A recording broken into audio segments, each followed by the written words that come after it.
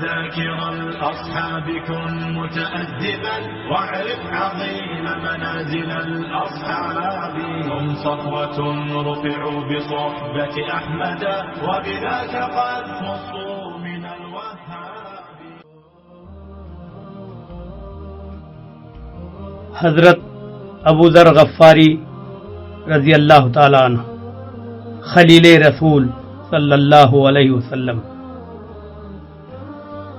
خیر البشر رحمت عالم صلی اللہ علیہ وسلم ایک دن چند صحابہ کرام رضوان اللہ تعالی علیہم اجمعین کے درمیان رونق افروز تھے کہ گہرے سانولے رنگ کے ایک کشیدہ قامت آدمی جن کے سر اور داڑھی کے بال سفید ہو چلے تھے حضور صلی اللہ علیہ وسلم کی خدمت میں حاضر ہوئے اور ایسے لہجے میں سلام کیا جس میں بے پناہ عقیدت اور محبت پائی جاتی تھی. انہیں دیکھ کر سرور عالم صلی اللہ علیہ وسلم کے روئے انور پر بشاشت پھیل گئی اور لسان رسالت پر یہ الفاظ جاری ہو گئے: ما ازللت الخضرا وما قلت الغبرا اصدق لہجۃ من ابی ذر. آسمان کسی ایسے شخص پر سایہ فگن نہیں ہوا اور زمین نے کسی ایسے شخص کو کندھوں پر نہیں اٹھایا جو ابو ذر سے زیادہ سچی زبان رکھتا ہو. اور کائنات کے ذرے ذرے نے شہادت دی کہ بے شک سید المرسلین نے سچ فرمایا.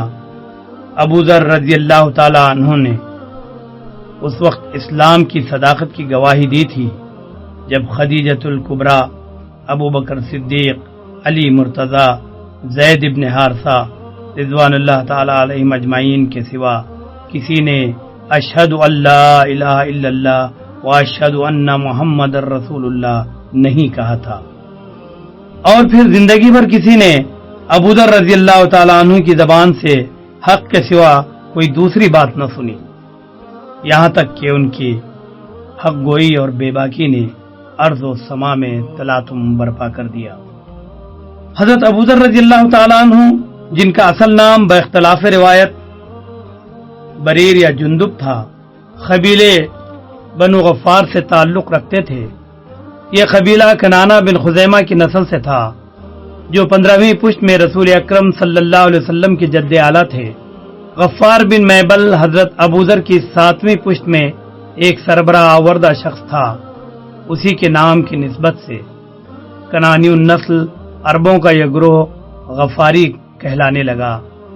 غفار تک حضرت ابو ذر رضی اللہ تعالی عنہ کا شجر نسب یہ ہے. ابو ذر جندب یا بریر بن جنادہ بن قیس بن عمر بن ملیل بن سعیر بن حزام بن غفار. ماں کا نام رملہ بنت ربیہ تھا، وہ بھی قبیلے غفار سے تھیں. بنو غفار کا ماوا اور مسکن مدینہ منورہ سے 80 میل کے فاصلے پر بدر کے نواح میں تھا. ان کے قریب ہی وہ کاروانی راستہ واقع تھا جو مکہ مکرمہ کو شام و فلسطین سے ملاتا تھا. بنو غفار بڑے مفلس لوگ تھے اور بسد مشکل گزر اوقات کرتے، تاہم انہوں نے مدتوں صبر و قناعت کو اپنا شعار بنائے رکھا. لیکن پھر ایک ایسا وقت آیا کہ مفلسی اور بدحالی نے ان کو گمراہ کر دیا اور انہوں نے ڈاکہ زنی اور قذاقی کا پیشہ اختیار کر لیا. وہ نہ صرف مکہ اور شام کے درمیان آنے جانے والے تجارتی قافلوں کو لوٹ لیتے تھے بلکہ نواحی قبائل کو بھی وقتاً فوقتاً اپنی ترک تازیوں کا نشانہ بناتے رہتے تھے. حضرت ابو ذر غفاری رضی اللہ تعالیٰ عنہ نے اسی ماحول میں ہوش کی آنکھیں کھولیں جب دیکھا کہ قبیلے کے نوجوان نت نئی مہموں پر جاتے ہیں اور انواع و اقسام کے مال و اسباب سے لدے پھدے واپس آتے ہیں. وہ بھی ان کے ساتھ شریک ہو گئے، لیکن قدرت کو ان سے کوئی اور ہی کام لینا منظور تھا. معلوم نہیں کیا سبب ہوا کہ یکایک ان کی زندگی میں انقلاب پیدا ہو گیا اور طبیعت لوٹ مار، قتل و غارت اور رہزنی سے سخت متنفر ہو گئی. اس کے ساتھ ہی وہ قبیلے کے دیوتاؤں، دیویوں اور بتوں سے بھی بیزار ہو گئے. رب اکبر نے انہیں توحید کا راستہ سجھا دیا اور وہ شب و روز خدائے واحد کی عبادت میں مشغول رہنے لگے.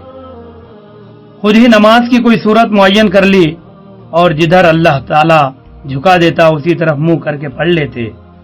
صحیح مسلم میں ہے کہ ابو ذر رضی اللہ تعالیٰ عنہ پر قبول اسلام سے پہلے ہی خشیت الہی مسلط ہو چکی تھی۔ خود ان سے روایت ہے کہ میں رات کی نماز کے لیے کھڑا ہوتا اور کھڑا رہتا یہاں تک کہ صبح کاذب ہو جاتی۔ اس وقت میں اپنے آپ کو زمین پر ڈال دیتا اور اس طرح پڑا رہتا جیسے کوئی کپڑا پڑا ہوا ہے۔ جب مجھ پر دھوپ پڑنے لگتی تو اٹھتا۔ غفار کے لوگ ان کی زبان سے لا الہ الا اللہ کا ورد سنتے تھے اور حیران ہوتے تھے کہ یہ کس جنون میں مبتلا ہو گیا ہے۔ اس وقت مکہ سے خورشید اسلام کا طلوع ہو چکا تھا اور ہادی برحق نے دعوت توحید کا آغاز فرما دیا تھا۔ ایک دن قبیلہ غفار کا ایک شخص مکہ گیا، وہاں اس کے کانوں میں دعوت حق کی بھنک پڑ گئی۔ واپس آ کر حضرت ابو ذر رضی اللہ تعالیٰ عنہ سے ملا اور کہنے لگا، ابو ذر، تمہاری طرح مکے میں بھی ایک شخص لا الہ الا اللہ کہتا ہے اور لوگوں کو بت پرستی سے منع کرتا ہے۔ ابو ذر رضی اللہ تعالیٰ عنہ تو پہلے ہی کسی ہادی و رہنما کی تلاش میں تھے۔ یہ خبر سن کر بے تاب ہو گئے۔ اسی وقت اپنے بھائی انیس کو یہ کہہ کر مکہ روانہ کیا کہ جا کر اس شخص سے ملو جو لوگوں کو خدائے واحد کی طرف بلاتا ہے، اور پھر واپس آ کر اس کے حالات بتاؤ۔ انیس رضی اللہ تعالیٰ عنہ ایک بلند پایا شاعر اور نہایت زیرک آدمی تھے۔ مکہ پہنچ کر انہوں نے سرور عالم صلی اللہ علیہ وسلم کے ارشادات گرامی سنے تو بے حد متاثر ہوئے۔ واپس آئے تو ابو ذر رضی اللہ تعالیٰ عنہ نے پوچھا، تم نے مکے کے داعی توحید کو کیسا پایا؟ انیس نے جواب دیا، لوگ اسے شاعر، کاہن اور جادوگر کہتے ہیں، لیکن خدا کی قسم میں نے اسے ایسا نہیں پایا۔ وہ نہ شاعر ہے، نہ کاہن اور نہ جادوگر، وہ تو لوگوں کو محض بھلائی کی طرف بلاتا ہے اور برائیوں سے روکتا ہے۔ اس مختصر جواب سے حضرت ابو ذر رضی اللہ تعالیٰ عنہ کی تسلی نہ ہوئی اور وہ خود تحقیق احوال کے لیے عازم مکہ ہو گئے۔ مکہ پہنچ کر حضرت ابو ذر رضی اللہ تعالیٰ عنہ نے کعبہ میں قیام کیا۔ سرور عالم صلی اللہ علیہ وسلم کو پہچانتے نہ تھے، کسی سے پوچھنا خلاف مصلحت سمجھا۔ اللہ کی طرف دھیان تھا کہ وہی داعی حق سے ملا دے گا۔ کئی دن اسی طرح گزر گئے۔ ایک دن حضرت علی المرتضی رضی اللہ تعالیٰ عنہ انہیں ایک طرف لے گئے اور پوچھا، بھائی میں تمہیں کئی دن سے یہاں دیکھ رہا ہوں، تم کس چیز کی تلاش میں ہو؟ حضرت ابو ذر رضی اللہ تعالیٰ عنہ نے جواب دیا، اگر تم وعدہ کرو کہ مجھے میری منزل مقصود تک پہنچا دو گے اور زبان بند رکھو گے تو بتائے دیتا ہوں۔ حضرت علی رضی اللہ تعالیٰ عنہ نے فرمایا، تم مطمئن رہو، تمہارا راز افشا نہ ہوگا۔ اب حضرت ابو ذر رضی اللہ تعالیٰ عنہ نے اپنا مقصد بتایا۔ حضرت علی رضی اللہ تعالیٰ عنہ نے ان کی بات سن کر فرمایا، تم نے ہدایت کا راستہ پا لیا، جن کی تلاش میں تم آئے ہو بے شک وہ خدا کے سچے رسول ہیں۔ حضرت ابو ذر رضی اللہ تعالیٰ عنہ پر رقت طاری ہو گئی۔ انہوں نے حضرت علی سے درخواست کی، للہ مجھے اس ذات اقدس تک پہنچا دیجیے۔ حضرت علی کرم اللہ وجہ انہیں لے کر بارگاہ نبوی میں حاضر ہوئے۔ حضور صلی اللہ علیہ وسلم کا جلال نبوت سے منور چہرہ مبارک دیکھ کر ابو ذر رضی اللہ تعالیٰ عنہ کے دل نے گواہی دی کہ یہ واقعی خدا کے سچے رسول ہیں۔ بے تابانہ عرض کی، اے اللہ کے رسول صلی اللہ علیہ وسلم، مجھے اپنی دعوت کی تفصیل بتائیے۔ حضور صلی اللہ علیہ وسلم نے ایسے بلیغ انداز سے ابو ذر رضی اللہ تعالیٰ عنہ کے سامنے اسلام پیش کیا کہ ان کا دل جوش ایمان سے لبریز ہو گیا۔ اسی وقت کلمہ شہادت پڑھ کر اسلام کا 5واں ستون بن گئے۔ ان سے پہلے صرف 4 پاک باز ہستیاں نعمت ایمان سے سعادت اندوز ہوئی تھی، ام المومنین خدیجہ رضی اللہ تعالی عنہا، صدیق اکبر، علی مرتضی اور زید بن حارثہ رضی اللہ تعالی عنہم۔ اب حضور صلی اللہ علیہ وسلم نے ابو ذر سے پوچھا، غفاری بھائی، اتنے دن تمہاری خورد و نوش کا کیا انتظام رہا؟ عرض کیا، یا رسول اللہ، کھانے کو تو کچھ ملا نہیں، چاہے زمزم کا پانی پی کر پیٹ بھر لیتا تھا۔ اس وقت حضرت صدیق اکبر رضی اللہ تعالیٰ عنہ پاس ہی تھے. انہوں نے عرض کیا یا رسول اللہ اگر اجازت ہو تو میں ابوذر رضی اللہ تعالیٰ عنہ کو کچھ کھلاؤں. حضور صلی اللہ علیہ وسلم نے فرمایا ہاں ضرور. صدیق اکبر رضی اللہ تعالیٰ عنہ حضرت ابوذر کو اپنے ہمراہ گھر لے گئے. رسول اکرم صلی اللہ علیہ وسلم بھی ساتھ گئے. وہاں صدیق اکبر رضی اللہ تعالیٰ عنہ نے طائف کے خشک انگور جناب رسالت مآب اور ابوذر غفاری رضی اللہ تعالیٰ عنہ کی خدمت میں پیش کی. یہ پہلی غذا تھی جو مکے میں پہنچ کر ابوذر رضی اللہ تعالیٰ عنہ کو نصیب ہوئی.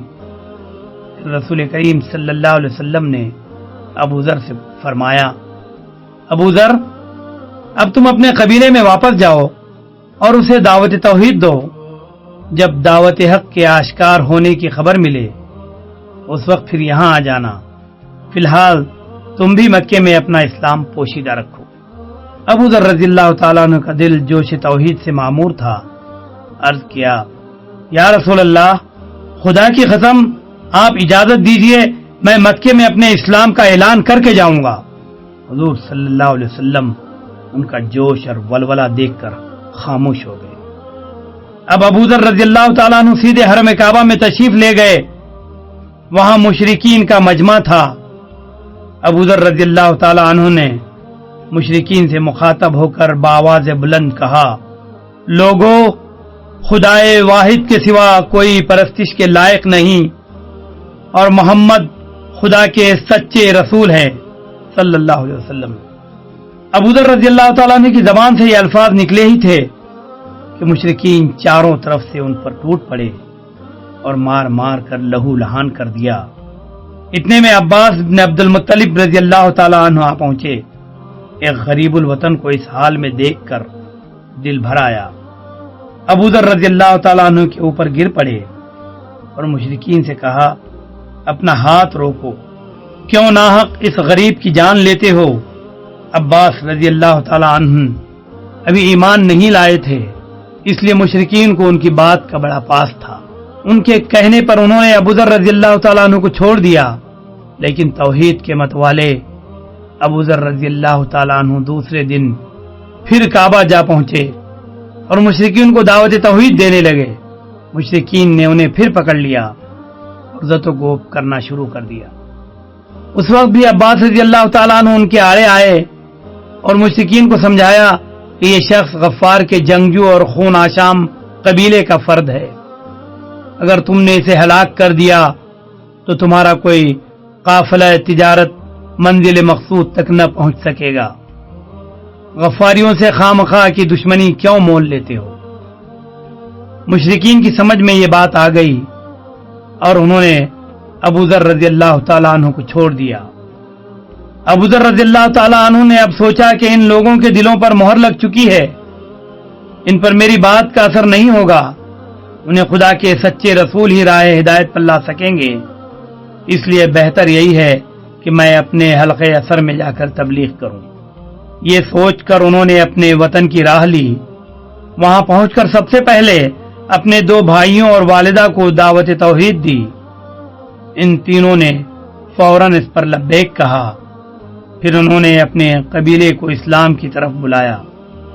آدھا قبیلہ اسی وقت مسلمان ہو گیا اور آدھا ہجرت نبوی صلی اللہ علیہ وسلم کے بعد دولت ایمان سے بہریاب ہوا. حضرت ابوذر رضی اللہ تعالیٰ عنہ عرصے دراز تک اپنے قبیلے کے لوگوں کو اسلام کی تعلیم دیتے رہے. جب بدر, احد, خندق وغیرہ کے غزوات گزر چکے تو انہوں نے بھی اپنے وطن سے ہجرت کی.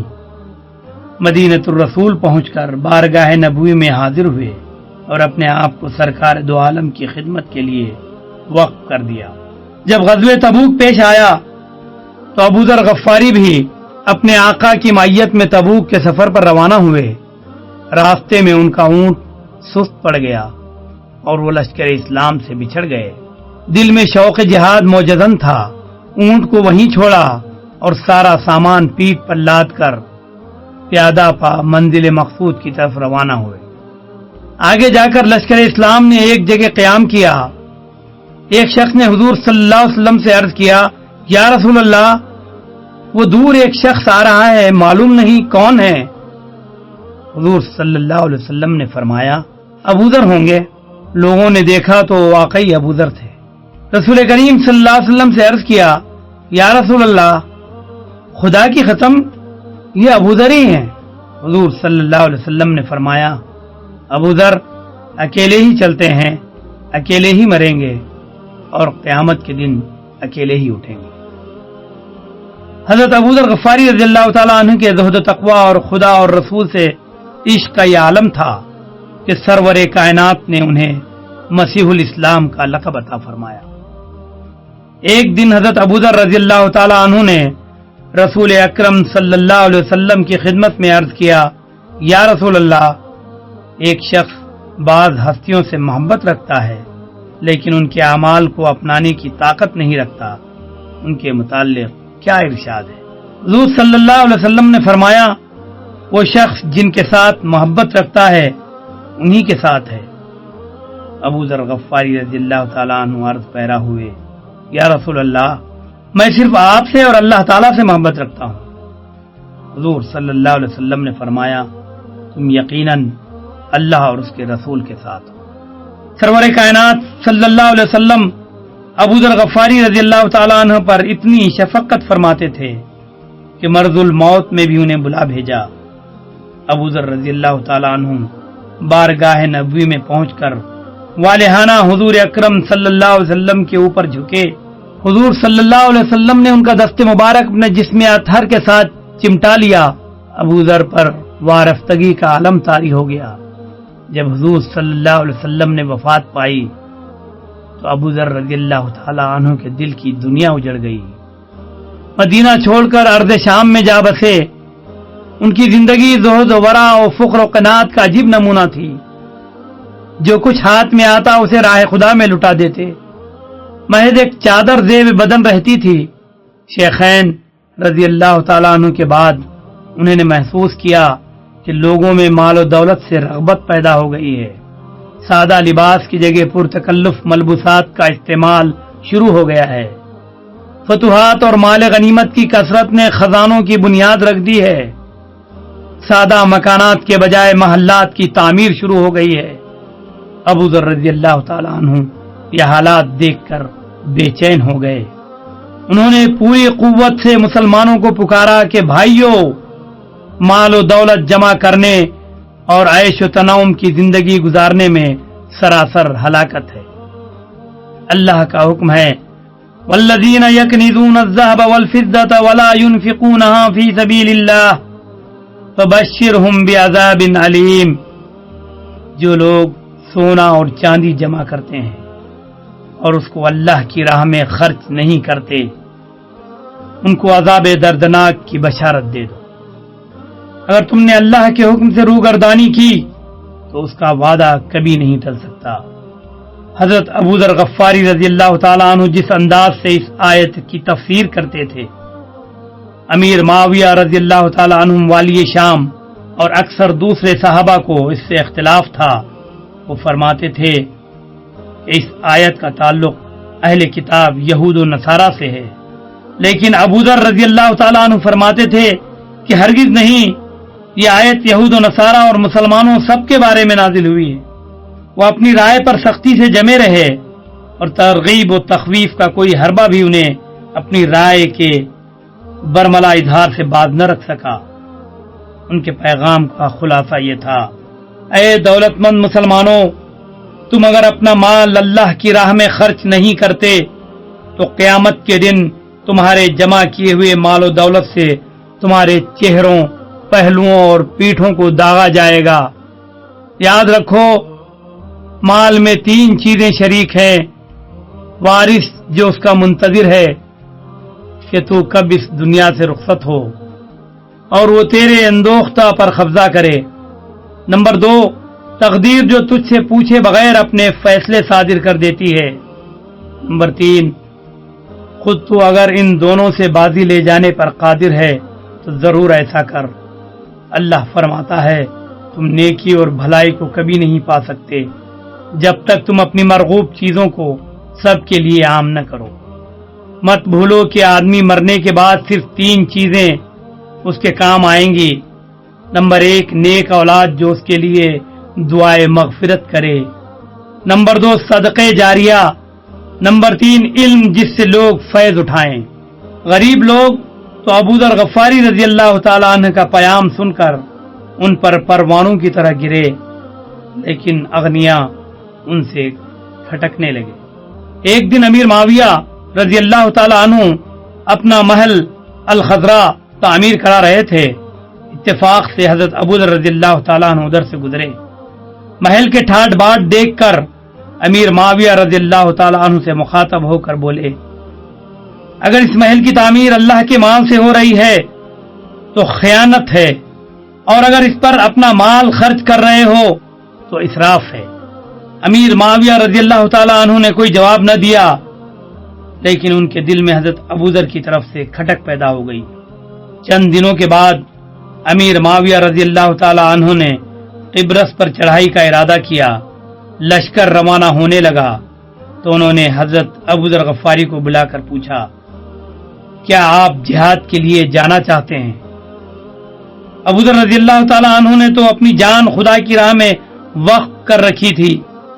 جواب دیا، خدا کی راہ میں ایک دن جہاد کرنا ان 1000 دنوں سے بہتر ہے جو گھروں میں گزار دیے جائیں۔ میں دعوت جہاد پر لبیک کہتا ہوں۔ یہ کہہ کر وہ لشکر اسلام میں جا شامل ہوئے۔ جب مجاہدین اسلام نے قبرص فتح کر لیا تو حضرت ابو ذر غفاری رضی اللہ تعالیٰ عنہ نے شام میں واپس آ کر لوگوں میں پھر اپنے مسلک کی تبلیغ شروع کر دی۔ حکومت پر وہ اس شدت سے نکتہ چینی کرتے تھے کہ امیر معاویہ رضی اللہ تعالیٰ عنہ سے نزاع کی صورت پیدا ہو گئی۔ ایک دن امیر معاویہ رضی اللہ تعالیٰ عنہ نے ایک معقول رقم ابو ذر رضی اللہ تعالیٰ عنہ کی خدمت میں بھیجی۔ انہوں نے وہ رقم چند گھنٹوں کے اندر ضرورت مندوں میں تقسیم کر دی۔ دوسرے دن امیر معاویہ رضی اللہ تعالیٰ عنہ نے امتحان لینے کی غرض سے ایک قاصد ان کے پاس بھیجا کہ کل وہ رقم غلطی سے آپ کو تقسیم ہو گئی ہے، اسے واپس کر دیجیے۔ مقصد یہ تھا کہ اگر یہ رقم ابو ذر کے پاس موجود ہوئی تو ان سے پوچھا جا سکے گا کہ آپ تو ایک رات کے لیے بھی دولت جمع رکھنا حرام سمجھتے ہیں، پھر یہ رقم کیوں اپنے پاس رکھی؟ جب قاصد ابو ذر رضی اللہ تعالیٰ عنہ کی خدمت میں پہنچا اور ان سے رقم کی واپسی کا مطالبہ کیا تو انہوں نے فرمایا، وہ رقم تو ہم نے نمود سحر سے پہلے ہی ضرورت مندوں میں تقسیم کر دی۔ قاصد امیر معاویہ رضی اللہ تعالیٰ عنہ کے پاس واپس گیا اور انہیں حضرت ابو ذر رضی اللہ تعالیٰ عنہ کا جواب سنایا تو بے اختیار ان کی زبان سے نکلا، ابو ذر واقعی سچا ہے، جو کہتا ہے اس پر عمل بھی کرتا ہے۔ ایک دن امیر معاویہ رضی اللہ تعالیٰ عنہ نے حضرت ابو ذر غفاری رضی اللہ تعالیٰ عنہ کو بلا بھیجا۔ جب وہ تشریف لائے تو انہیں کھانے کی دعوت دی۔ دسترخوان پر انواع و اقسام کے کھانے چنے ہوئے تھے۔ ابو ذر جیسے مرد درویش رضی اللہ تعالیٰ عنہ بھلا انہیں کب ہاتھ لگا سکتے تھے؟ دعوت قبول کرنے سے فوراً انکار کر دیا اور فرمایا، رسول اللہ صلی اللہ علیہ وسلم کے زمانے سے میرا کھانا ہفتے بھر کے لیے 1 سا جو رہا ہے، خدا کی قسم میں اس پر زیادتی نہیں کروں گا حتیٰ کہ اپنے خلیل رسول اکرم صلی اللہ علیہ وسلم کے پاس پہنچ جاؤں۔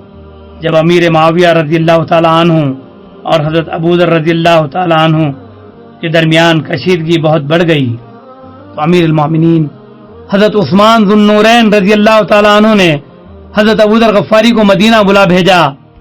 وہاں بھی انہوں نے اپنا مخصوص پیغام لوگوں کو سنانا شروع کر دیا۔ حضرت عثمان رضی اللہ تعالیٰ عنہ نے ان کے انتہا پسندانہ خیالات دیکھ کر انہیں فتویٰ دینے سے منع کر دیا، لیکن ابو ذر رضی اللہ تعالیٰ عنہ کو یہ پابندی گوارا نہ ہوئی۔ انہوں نے فرمایا، خدا کی قسم اگر میری گردن پر تلوار رکھ دی جائے اور مجھ کو یقین ہو جائے کہ گردن کٹنے سے قبل جو کچھ سرور کائنات سے سنا ہے سنا سکوں گا تو یقیناً سنا دوں گا۔ حضرت عثمان رضی اللہ تعالیٰ عنہ نے ابو ذر رضی اللہ تعالیٰ عنہ کو مشورہ دیا کہ آپ ربضہ چلے جائیں۔ ربضہ صحرائے عرب میں ایک چھوٹا سا گاؤں تھا۔ ابو ذر غفاری رضی اللہ تعالی عنہ خود بھی تنہائی پسند کرتے تھے، اپنے اہل و عیال کو ساتھ لیا اور بخوشی ربضہ جا بسے۔ عراق کے لوگوں کو حضرت ابو ذر رضی اللہ تعالی عنہ کے قیام ربضہ کا حال معلوم ہوا تو انہوں نے آپ کی خدمت میں پیغام بھیجا کہ عثمان رضی اللہ تعالی عنہ نے آپ کے ساتھ نامناسب سلوک کیا ہے، اگر آپ ہماری قیادت فرمائیں تو ہم عثمان رضی اللہ تعالی عنہ کے خلاف علم بغاوت بلند کریں۔ حضرت ابو ذر غفاری رضی اللہ تعالی عنہ نے جواب میں کہلا بھیجا، عثمان رضی اللہ تعالی عنہ نے جو کچھ کیا میں اسی میں اپنی بھلائی سمجھتا ہوں، تم لوگ اس میں مت دخل دو اور امیر المومنین کے خلاف منصوبے نہ بناؤ، کیونکہ جو امیر المومنین کو ذلیل کرتا ہے خدا اس کی توبہ قبول نہیں کرتا ہے۔ عراقی خاموش ہو گئے اور حضرت ابو ذر غفاری رضی اللہ تعالی عنہ ہنگامہ دنیا سے الگ تھلگ اپنی زندگی کے دن صبر و قناعت سے گزارنے لگے۔ 31 ہجری یا 32 ہجری کے ایام حج میں حضرت ابو ذر غفاری رضی اللہ تعالیٰ عنہ مرض الموت میں مبتلا ہوئے۔ ربضہ کے تمام لوگ حج کے لیے روانہ ہو گئے تھے اور ابو ذر غفاری رضی اللہ تعالیٰ عنہ کے پاس صرف ان کی رفیق حیات اور ایک لڑکی موجود تھی۔ ابو ذر رضی اللہ تعالیٰ عنہ پر نزا کی حالت طاری ہوئی تو ان کی اہلیہ رونے لگی۔ ابو ذر رضی اللہ تعالیٰ عنہ نے نحیف آواز میں پوچھا، روتی کیوں ہو؟ اہلیہ نے جواب دیا، آپ ایک ویرانے میں دم توڑ رہے ہیں، نہ میرے پاس اتنا کپڑا ہے کہ میں آپ کو کفن دے سکوں، نہ میرے بازوں میں اتنی طاقت ہے کہ آپ کی ابدی خوابگاہ تیار کر سکوں۔ حضرت ابو ذر غفاری رضی اللہ تعالیٰ عنہ نے فرمایا، سنو، ایک دن ہم چند لوگ رسول اکرم صلی اللہ علیہ وسلم کی خدمت میں حاضر تھے۔ حضور صلی اللہ علیہ وسلم نے فرمایا، تم میں سے ایک شخص صحرا میں جاں بحق ہوگا اور اس کے جنازے میں مسلمانوں کی ایک جماعت باہر سے آ کر شرکت کرے گی۔ اس وقت جو لوگ موجود تھے وہ سب شہری آبادیوں میں وفات پا چکے ہیں، اب صرف میں ہی باقی رہ گیا ہوں اور کوئی وجہ نہیں رسول اکرم صلی اللہ علیہ وسلم کی پیش گوئی کا مصداق نہ بنوں۔ تم باہر جا کر دیکھو، حضور صلی اللہ علیہ وسلم کے ارشاد کے مطابق مسلمانوں کی کوئی جماعت ضرور آتی ہوگی۔ پاس ہی ایک ٹیلا تھا، حضرت ابو ذر رضی اللہ تعالیٰ عنہ کی اہلیہ اس پر چڑھ کر انتظار کرنے لگی۔ تھوڑی دیر بعد دور گرد اڑتی نظر آئی، پھر اس میں سے چند سوار نمودار ہوئے۔ جب قریب آئے تو ابو ذر رضی اللہ تعالیٰ عنہ کی زوجہ نے انہیں پاس بلا کر کہا، بھائیو، قریب ہی ایک مسلمان سفر آخرت کی تیاری کر رہا ہے، اس کے کفن و دفن میں میرا ہاتھ بٹاؤ۔ قافلے والوں نے پوچھا، وہ کون شخص ہے؟ جواب دیا، ابو ذر غفاری۔ ابو ذر کا نام سنتے ہی قافلے والے بےتاب ہو گئے، اور ہمارے ماں باپ ان پر قربان ہوں، پکارتے ہوئے ان کی طرف لپکے۔ ادھر ابو ذر رضی اللہ تعالیٰ عنہ نے اپنی صاحبزادی سے فرمایا، جانے پدر، ایک بکری ذبح کر اور گوشت کی ہنڈیا چولہے پر چڑھا دے، کچھ مہمان آنے والے ہیں جو میری تجہیز و تکفین کریں گے۔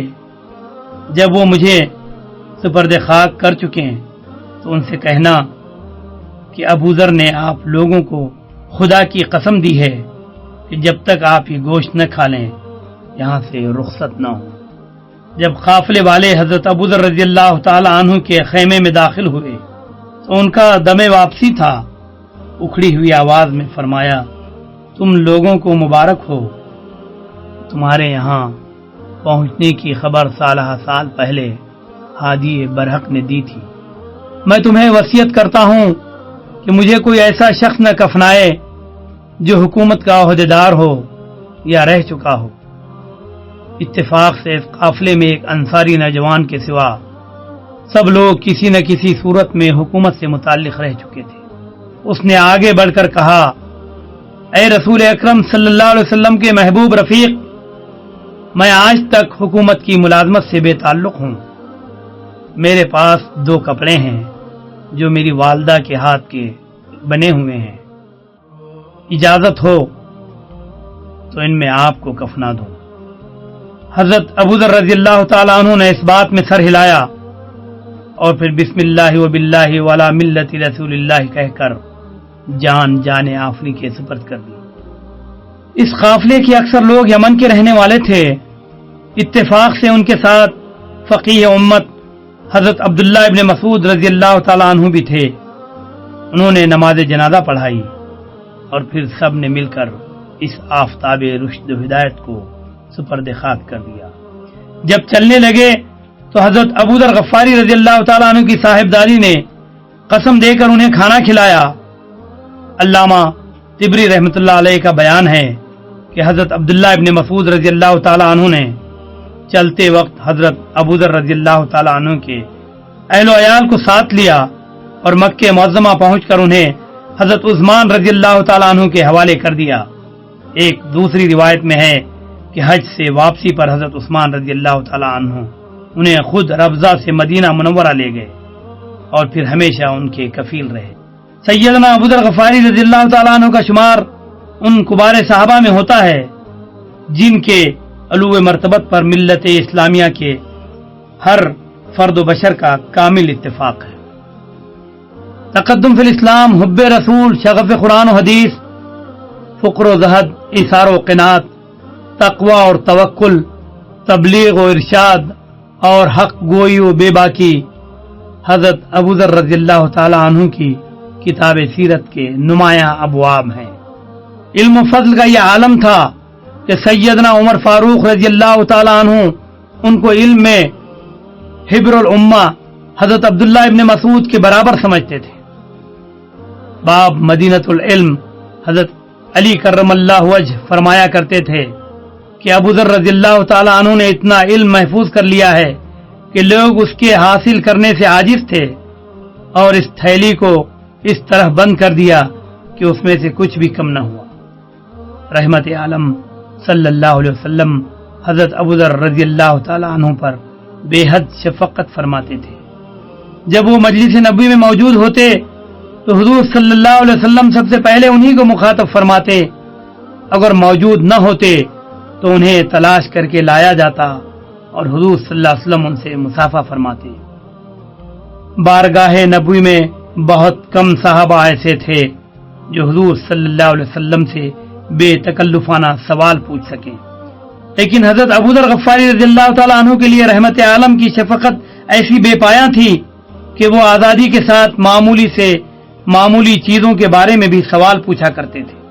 مسند احمد ابن حنبل میں ہے کہ رسول اکرم صلی اللہ علیہ وسلم سے حضرت ابوذر رضی اللہ تعالیٰ عنہ کی عقیدت اور محبت انتہا کو پہنچی ہوئی تھی۔ مدینہ آنے کے بعد ان کے وقت کا بیشتر حصہ رسول اکرم صلی اللہ علیہ وسلم کی خدمت اقدس میں گزرتا تھا اور حضور صلی اللہ علیہ وسلم کی والہانہ خدمت ہی ان کا محبوب ترین مشغلہ تھا۔ اسی خدمت کی بدولت انہیں بارگاہ رسالت میں ایسا درجے تقرب اور اعتماد حاصل ہو گیا تھا کہ حضور صلی اللہ علیہ وسلم انہیں راز کی باتیں بھی بتا دیا کرتے تھے اور وہ بھی رازداری کا حق پوری طرح ادا کرتے تھے۔ ایک مرتبہ حضرت ابوذر رضی اللہ تعالیٰ عنہ مدینے کی ایک مسجد میں لیٹے تھے کہ سرور عالم صلی اللہ علیہ وسلم تشریف لائے اور فرمایا، ابوذر، اگر ایسا وقت آیا کہ تم اس مسجد سے نکال لے جاؤ تو کیا کرو گے؟ عرض کیا، یا رسول اللہ، مسجد نبوی میں چلا جاؤں گا یا اپنے گھر بیٹھ رہوں گا؟ فرمایا، اگر وہاں سے بھی نکالے گئے تو پھر کیا کرو گے؟ عرض کی، تلوار نکال لوں گا۔ حضور صلی اللہ علیہ وسلم نے ان کے کندھے پر ہاتھ رکھ کر 3 مرتبہ فرمایا، اللہ تعالیٰ تمہیں بخشے، تلوار نہ نکالنا بلکہ صبر سے کام لینا اور جہاں تمہیں جانے کو کہا جائے چلے جانا۔ حضرت ابوذر رضی اللہ تعالیٰ عنہ نے حضور صلی اللہ علیہ وسلم کے ارشاد پر آخری دم تک عمل کیا۔ اپنی رائے کا اظہار تو بلا خوف لومت لائم ہر حال میں کرتے رہے، لیکن حاکم وقت کے خلاف کبھی تلوار نہ اٹھائی۔ فی الحقیقت صرف یہی ارشاد نہیں بلکہ وہ جو کچھ بھی حضور صلی اللہ علیہ وسلم سے سنتے تھے اسے حرز جاں بنا لیتے تھے اور نہ صرف خود اس پر عمل کرتے تھے بلکہ لوگوں کو بھی اس پر عمل پیرا ہونے کی تلقین کرتے تھے۔ کوئی حدیث بیان کرتے تو اس کا آغاز یوں کرتے، عہد الی خلیلی رسول اللہ، یا سمعت خلیلی رسول اللہ، میرے خلیل رسول اللہ صلی اللہ علیہ وسلم نے مجھ سے یہ وعدہ لیا، یا میں نے اپنے خلیل رسول اللہ کو یہ فرماتے سنا۔ حضور صلی اللہ علیہ وسلم کے وصال کے بعد کبھی آپ کا ذکر آ جاتا تو حضرت ابوذر کی آنکھوں سے سیل اشک رواں ہو جاتا اور شدت جذبات سے آواز نہ نکلتی۔ حضرت ابوذر اگرچہ سالہ سال تک فیضان نبوی سے بہرےآب ہوئے، لیکن ان سے مروی احادیث کی تعداد صرف 281 ہے۔ اس کی وجہ ان کی کم آمیزی اور عزلت گزینی تھی۔ انہوں نے حضور صلی اللہ علیہ وسلم کے جو ارشادات مقدسہ امت تک پہنچائے، ان میں سے بیشتر کا تعلق توحید اور اخلاق سے ہے۔ ان سے مروی چند احادیث کا خلاصہ تبرکن یہاں درج کیا جاتا ہے۔ نمبر 1، رسول اللہ صلی اللہ علیہ وسلم نے فرمایا کہ اے ابوذر، کسی بھی نیک کام کو حقیر اور معمولی سمجھ کر نہ چھوڑنا، مثلا یہ بھی نیکی ہے کہ تو اپنے بھائی سے کشادہ پیشانی کے ساتھ ملے۔ نمبر 2، رسول اللہ صلی اللہ علیہ وسلم نے فرمایا کہ اے ابوذر، جب تو سالن پکائے تو شوربہ زیادہ کیا کر، اور جو ہمسایہ امداد کے قابل ہو اس کے ہاں مناسب حصہ بھیجا کر۔ نمبر 3، رسول اللہ صلی اللہ علیہ وسلم نے فرمایا کہ تمہارے خدمتگار تمہارے بھائی ہیں۔ ہر مسلمان کو چاہیے کہ جو خود کھائے اپنے خادم کو کھلائے، جو خود پہنے اس کو بھی پہنائے، اور ایسے کام کہ اس کو تکلیف نہ دے جو اس کی بساط سے باہر ہو، ایسے کام کے لیے اسے کہے تو اس میں خود اس کی مدد کرے۔ نمبر 4، نبی صلی اللہ علیہ وسلم نے فرمایا کہ جو شخص کسی کو فاسق یا فاجر کہتا ہے، اگر اس کا مقابل ایسا نہ ہو تو یہ کلمہ کہنے والے پر پڑ جاتا ہے۔ نمبر 5، میں نے رسول اللہ صلی اللہ علیہ وسلم سے دریافت کیا کہ سب سے بہتر کون سا عمل ہے؟ آپ صلی اللہ علیہ وسلم فرمایا، خدا پر ایمان لانا اور راہ خدا میں جہاد کرنا۔ میں نے عرض کیا، اس کے بعد کون سا عمل بہتر ہے؟ فرمایا، غلام آزاد کرنا۔ میں نے عرض کیا، کس غلام کو آزاد کرنا سب سے بہتر ہے؟ فرمایا، جو غلام سب سے بیش قیمت ہو اور مالک کو سب سے زیادہ پسند ہو، اس کو آزاد کرنا ہی سب سے افضل ہے۔ میں نے عرض کیا، اگر میں نہ کر سکوں؟ فرمایا، تو اس حاجت مند کی مدد کرو جو کوئی مزدوری یا پیشہ کر رہا ہو، یا کسی بے ہنر کو کام بتا دو۔ میں نے عرض کیا، اگر میں یہ بھی نہ کر سکوں؟ فرمایا، تو ایسے زندگی گزار کہ لوگوں کو تم سے کوئی آزار نہ پہنچے، کیونکہ تیرے لیے یہ تمام باتیں صدقہ ہیں۔ نمبر 6، رسول اللہ صلی اللہ علیہ وسلم نے ایک مرتبہ ارشاد فرمایا کہ ایک آنے والے نے پروردگار کے پاس سے آ کر مجھے خبر دی ہے کہ جو شخص میری امت میں سے مر جائے اور خدا کے ساتھ کسی چیز کو شریک نہ بناتا ہو تو وہ بہشت میں داخل ہوگا۔ میں نے عرض کیا، اگر اس نے زنا اور چوری کی ہو؟ فرمایا، ہاں، اگرچہ زنا اور چوری بھی کی ہو وہ جنت میں ضرور داخل ہو۔ ایک دوسری روایت میں ہے کہ حضرت ابوذر رضی اللہ تعالی عنہ نے حضور صلی اللہ علیہ وسلم سے 4 مرتبہ یہی سوال کیا، اور آپ صلی اللہ علیہ وسلم نے ہر مرتبہ ایک ہی جواب دیا۔ البتہ چوتھی مرتبہ آپ صلی اللہ علیہ وسلم نے ان الفاظ کا اضافہ فرمایا، اگرچہ ابوذر کو کتنا ہی ناگوار گزرے۔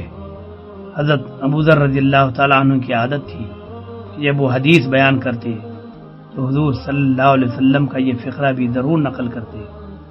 نمبر 7، رسول اللہ صلی اللہ علیہ وسلم نے فرمایا، اللہ تعالیٰ کہتا ہے، جو ایک نیکی کرے گا اس کا 10 گنا بدلہ ملے گا، اور میں اس پر بھی اضافہ کر دوں گا، اور جو کوئی برائی کرے گا اس کو صرف ایک برائی کا بدلہ ملے گا، اور امکان یہ ہے کہ اسے معاف کر دوں۔ جو میری طرف ایک بالشت قریب آئے گا میں اس کی طرف 1 ہاتھ قریب آؤں گا، اور جو مجھ سے 1 ہاتھ قریب ہوگا میں اس کے 2 ہاتھ قریب ہوں گا، اور جو میری طرف آہستہ خرامی سے آئے گا میں اس کی طرف لپکتا ہوا آؤں گا۔ جو مجھ سے زمین کے برابر گناہ کر کے ملے گا میں اس سے اتنی ہی بڑی مغفرت لے کر ملوں گا، بشرطے کہ اس نے کسی کو میرا شریک نہ ٹھہرایا۔ نمبر 8، رسول اللہ صلی اللہ علیہ وسلم نے فرمایا، اے ابو ذر، سب سے پہلے نبی آدم تھے اور سب سے آخر میں محمد صلی اللہ علیہ وسلم۔ حضرت ابو ذر غفاری رضی اللہ تعالیٰ عنہ کی سیرت کا سب سے نمایاں پہلو ان کا زہد و تقوی اور صبر و قناعت ہے۔ وہ طبعاً نہایت سادہ مزاج اور فقیر منش آدمی تھے۔ ان کی زاہدانہ اور متوکلانہ زندگی کو دیکھ کر خود سرور عالم صلی اللہ علیہ وسلم فرمایا کرتے تھے کہ ابو ذر میں عیسیٰ ابن مریم جیسا زہد ہے۔ حافظ ابن حجر نے اصابہ میں لکھا ہے کہ حضرت ابو ذر رضی اللہ تعالی عنہ کی زندگی پر آخری دم تک یہی زاہدانہ رنگ غالب رہا۔ فتوحات کی کثرت سے مسلمانوں کی معاشرت میں جس تبدیلی نے راہ پائی، حضرت ابو ذر نے اس کا ذرہ برابر اثر قبول نہ کیا۔ جس طرح عہد رسالت میں زندگی بسر کی، بعد میں بھی ہمیشہ اسی روش پر قائم رہے۔ ایک مرتبہ انہوں نے رسول اکرم صلی اللہ علیہ وسلم سے امارت کی خواہش کی تھی تو انہوں نے فرمایا تھا، ابو ذر، تم امارت کا بوجھ نہ اٹھا سکو گے، تمہارے لیے وہی چیز پسند کرتا ہوں جو اپنے لیے پسند کرتا ہوں۔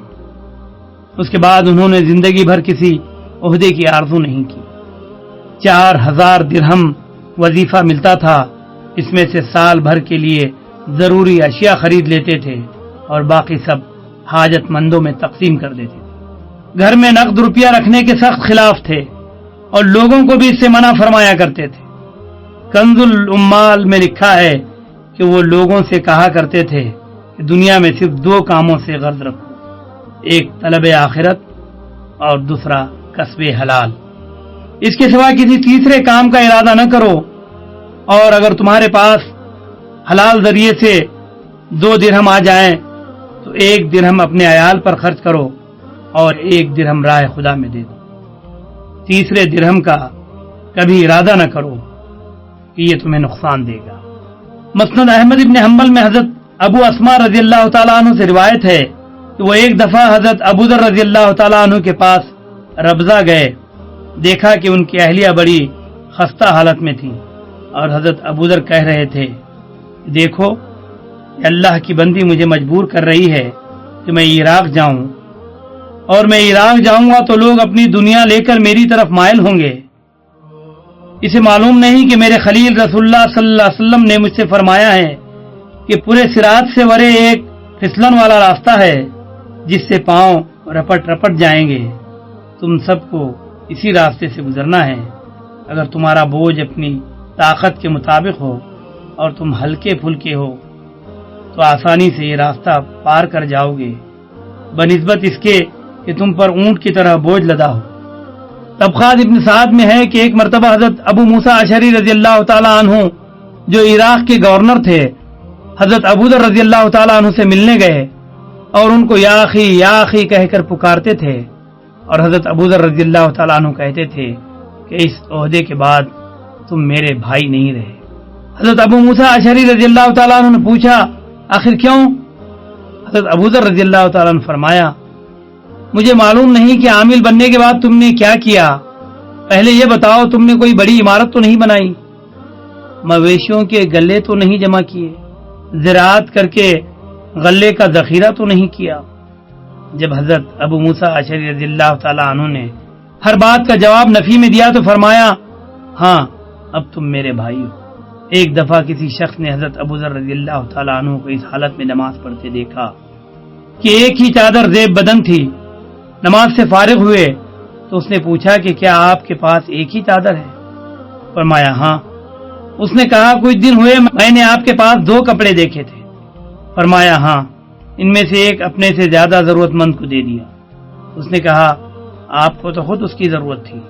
فرمایا اللہ تمہاری مغفرت کرے، تم مجھے دنیا کے جنجال میں پھنسانا چاہتے ہو۔ ایک چادر میرے پاس ہے، کچھ بکریاں ہیں جن کا دودھ پیتا ہوں، کچھ خچر ہیں جو سواری کے کام آتے ہیں، ایک خادم ہے جو کھانا پکا دیتا ہے، اس سے زیادہ اور کیا نعمتیں مجھے چاہیے۔ کتب سیر میں حضرت ابو ذر رضی اللہ تعالیٰ عنہ کے بارے میں اس قسم کے 20 واقعات ملتے ہیں۔ ان سے ظاہر ہوتا ہے کہ حضرت ابو ذر رضی اللہ تعالیٰ عنہ میں زہد و قناعت کے علاوہ ایثار، سخاوت مہمان نوازی اور انکسار و تواضع جیسے محاسن بھی بدرجے اتم موجود تھے۔ زہد و تقشف نے ان کے مزاج میں خشکی اور چڑچڑاپن نہیں پیدا کیا تھا۔ کبھی کبھار غصہ آ جاتا تھا، لیکن بالعموم نہایت بردباری اور خوش اخلاقی کے ساتھ لوگوں تک اپنی باتیں پہنچاتے تھے۔ فی الحقیقت حضرت ابو ذر غفاری رضی اللہ تعالی عنہ ایک جامع صفات ہستی تھے اور ان کی سیرت کا ہر پہلو ملت اسلامیہ کے لیے مشعل راہ ہے، رضی اللہ تعالی عنہ۔